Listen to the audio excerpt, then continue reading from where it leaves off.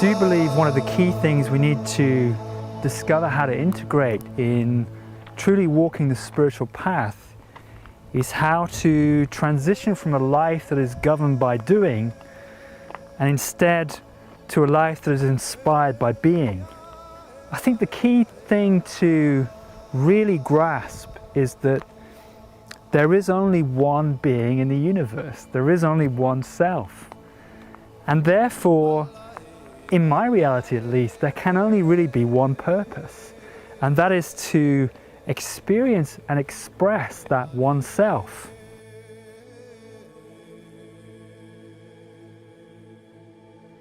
So life really, to me, is all about expression, all about honoring who we truly are and discovering, learning how to listen to that, to feel it fully inside, attune to it, and let it out. So for example, the first thing in coming from a life of being, the first thing to really ask oneself moment by moment is, how do I feel to be now? And this is one of the hardest things, because the world outside is continually wanting us to do things. It's continually got agendas, goals, ambitions, desires, things we should want. And all of these things tend to obscure, tend to distract from the true feeling, true sense of beingness within. It's all about, how do I shape my life out there? How do I get the job I want? How do I get the relationship I want? How do I, configure my home life or how I'm living? How do I do these things? And all of these thought processes are obscuring the key creative component that you really have in your life, and that is what you feel to be in this moment.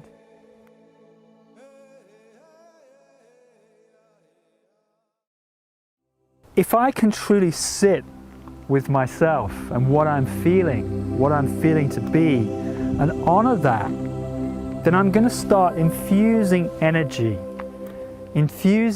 of my true self. And that energy is going to come into higher mind and start to shape situations and circumstances to explore an aspect of beingness. Because remember, that's what this is really all about.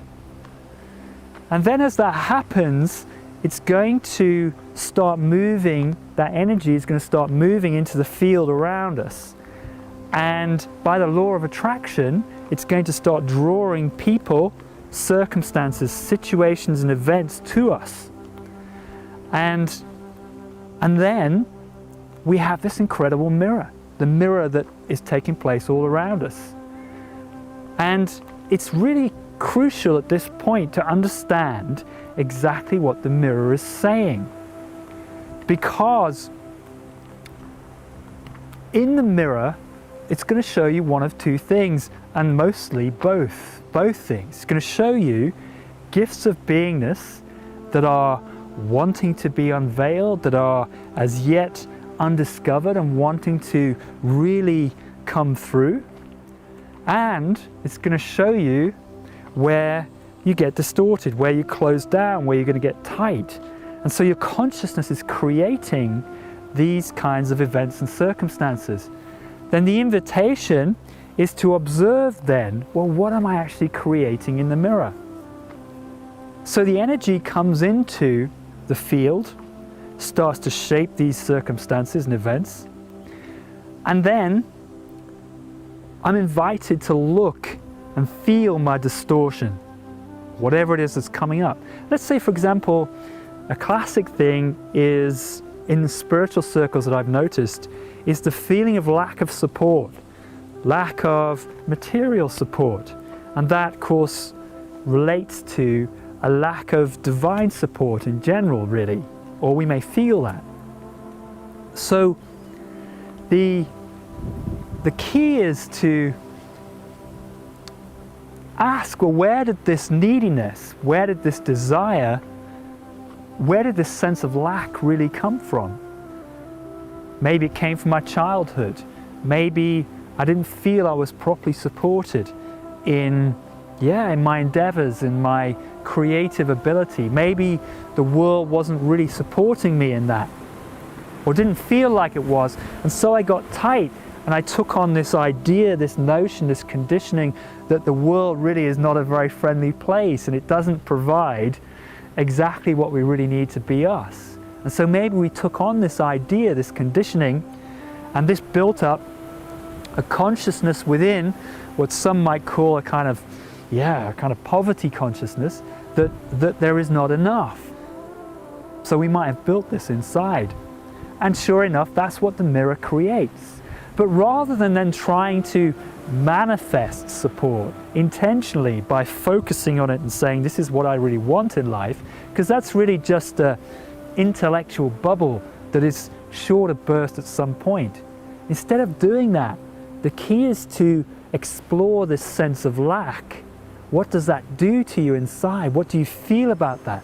How do you contract with that?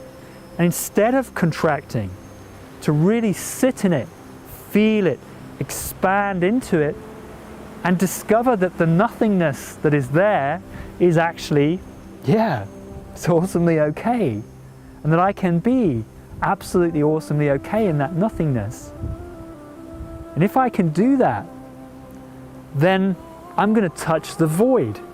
Now, interestingly, the void is a very special place, because the void is a place of infinite possibility. And if I can sit in that void just long enough, then surely what's going to happen is that spark of divine magic, which just wants to arise, shape some kind of synchronistic circumstance which points me in the right direction, with all of the support that we need.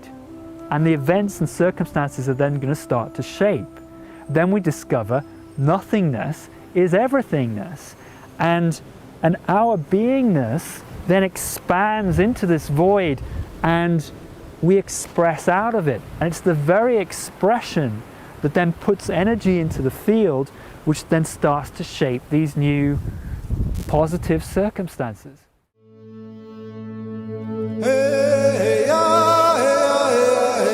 And all we really need to do is align with that beingness, to give our full mental, physical, emotional expression to that creative act. And if we do, we're unleashing beingness into the field, and beingness then really does shape and change the world in a positive way. So it's not trying to manifest some reality that we would want. It's being awesomely okay with what we're already creating, because we are immensely creative beings. So it's being okay with that and asking not how can I change the world, but how am I already creating the world I'm experiencing? What is it that really serves me that I see in the mirror? What doesn't serve me? And if it doesn't serve me, what is it about my past? What is it about my conditioning that has caused that? How can I expand into it, dissolve it, until I'm awesomely okay? Then that energy dissolves from my life.